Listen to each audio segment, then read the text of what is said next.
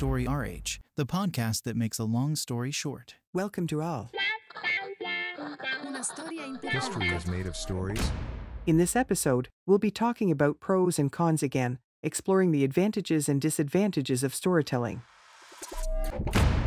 Let's just admit that we've all nodded off during a meeting or in class, despite our best efforts to listen to a monotone presentation or lecture. And we all clearly remember the riveting story told with passion, rhythm, anecdotes, and an emotional element. Stories are always so much better, but are they really?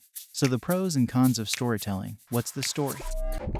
Grabbing people's attention is important to get your message across. You need an engaging tale to stand the test of time. The idea is as old as humanity itself. For example, Homer's Odyssey is a founding text from ancient Greece, and it was a means to get across a message. Stories can also be meditations or lessons in indigenous cultures based on oral tradition. Storytelling is a teaching technique, not just a form of entertainment. So, we have imported these techniques into business and politics, from the spin doctors that pull the strings of American elections to the gurus of managerial communications.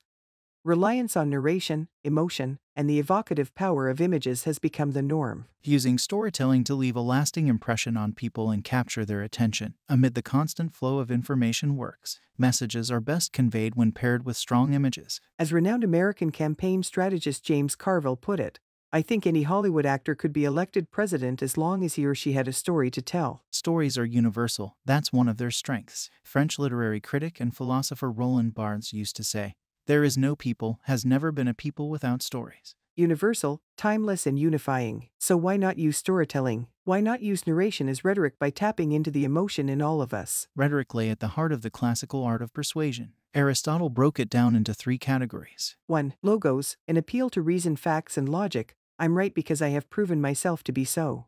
2. Ethos, an appeal to the author's authority. Listen to me because I'm a great leader.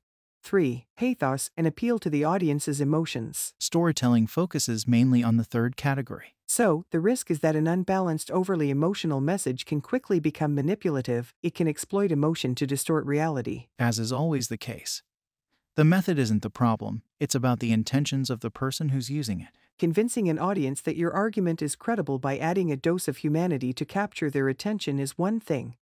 Manipulating them via their emotions is quite another. In other words, form should never take precedence over substance. The presentation style must serve the content. It should never distort it or mask a total absence of substance. That's right. The secret to a good speech probably starts with having something to say, preferably something relevant. The manipulative potential of stories has been studied.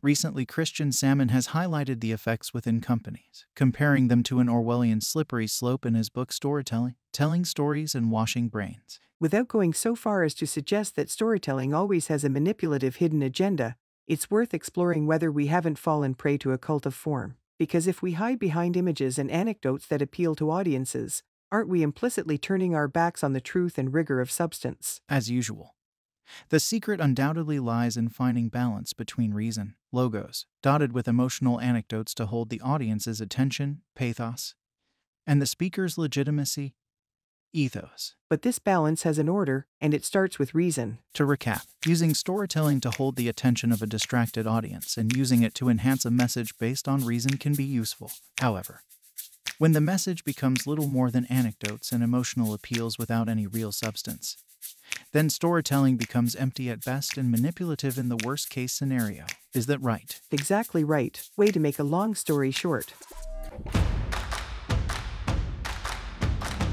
Story RH, the podcast that makes a long story short.